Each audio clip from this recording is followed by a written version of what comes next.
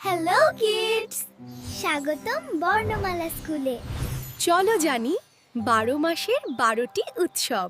জানুয়ারি, মকর সংক্রান্তি মাস হলোই ঘুড়ি ও পিঠার উৎসব। মা সরস্বতী, ফেব্রুয়ারি, সরস্বতী পূজা পারে জ্ঞানের উৎসব। মার্চ, দোল উৎসব কো রঙের আনন্দ। এপ্রিল, পহেলা বৈশাখতে বাংলা নববর্ষ। মে, বুদ্ধ পূর্ণিমা অজে শান্তির দিন। রথযাত্রা ফতুরি ভক্তির উৎসব।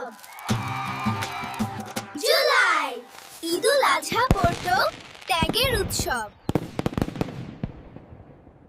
অগস্ট, স্বাধীনতা দিবস আমন দেশের গর্ব।